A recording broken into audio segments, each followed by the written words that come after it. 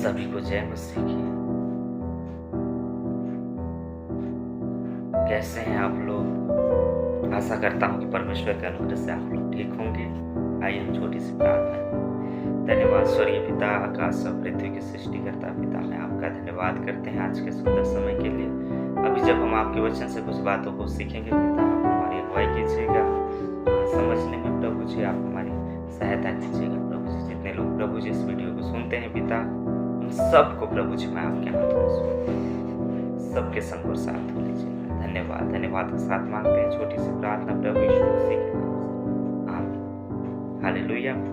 आज के सुंदर समय के लिए परमेश्वर का धन्यवाद हो कि परमेश्वर ने हमें फिर से एक बार नया दिन दिया, इसके लिए हम परमेश्वर का धन्यवाद करें। आइए हम परमेश्वर के वचन से कुछ बातों को सीखेंगे और हम देखेंगे आज जीभ के बारे में कि परमेश्वर हमारे इस जीभ के द्वारा क्या बातें करने जा रहा है, क्या वो परमेश्वर अपने वचन के द्वारा हमें सिखाने जा रहा है। आइए हम परमेश्वर के वचन से हम देखेंगे। हमारे साथ निकाल सकते हैं आप नीति वचन की किताब, उसका 18 अध्याय, उसका हम 21 पद को हम देखेंगे। यहाँ पर परमेश्वर का वचन कहता है, जीभ के वश में मृत्यु और जीवन दोनों होते हैं, और जो उसे काम में लाना जानता है वह उसका फल भोगेगा। हालेलुया। जीभ के वश में, यहाँ पर परमेश्वर का वचन कहता है कि जीभ के वश में मृत्यु और जीवन दोनों होते हैं, और जो उसे काम में लाना जानता है वह उसका प्रतिफल भोगेगा। Yes, hallelujah. देखिए, एक व्यक्ति इस जीभ के द्वारा या तो वो जयवंत पर जी सकता है या फिर वो मृत्यु पर जी सकता है। इस जीभ के द्वारा वो चंगाई प्राप्त कर सकता है या वो वैसे ही रहेगा, क्योंकि परमेश्वर का वचन कह रहा है कि जीभ के वश में जीवन मृत्यु दोनों दिया गया है। मान लीजिए आप बीमार हो और हर समय आप ये कह रहे हो कि मैं चंगा हो चुका हूँ, प्रभु यीशु मसीह के नाम, प्रभु यीशु मसीह के कोड़े खाए जाने के कारण मैं चंगा हो चुका हूँ। हम क्या कर रहे हैं?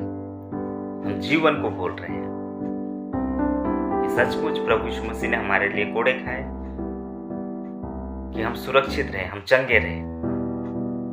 इस जीभ के द्वारा हम जीवन को बोल रहे हैं, और परमेश्वर का वचन कह रहा है कि इस जीभ के वश में दोनों चीज दिया गया है। पृथ्वी का भी अधिकार दिया गया है और जीवन का भी अधिकार दिया है, और ये अधिकार आपको दिया गया है, क्योंकि परमेश्वर का वचन कह रहा है जीभ के वश में मृत्यु और जीवन दोनों होते हैं।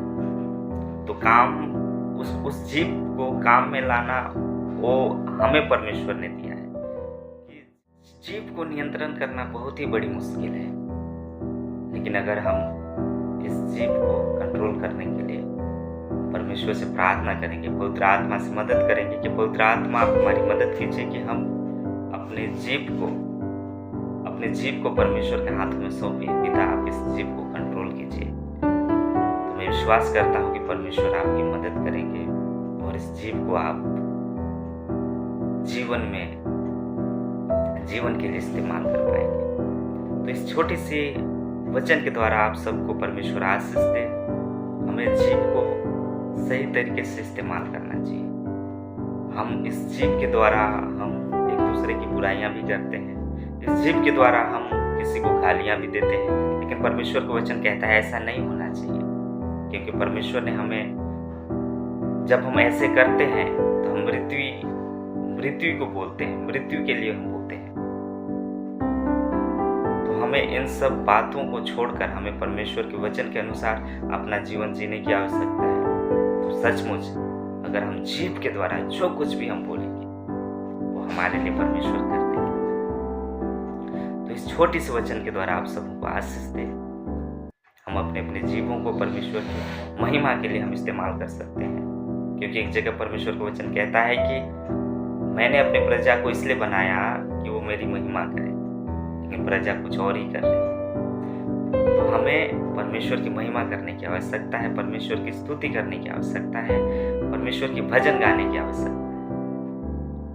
तो इस जीभ को सही इस्तेमाल करने के लिए हमें पवित्र आत्मा से मदद मांगने की आवश्यकता है, परमेश्वर से प्रार्थना करने की आवश्यकता है। इस छोटी सी वचन के द्वारा आप सबों को आशीष दे। सभी को जय मसीह की, सभी को गॉड ब्लेस यू।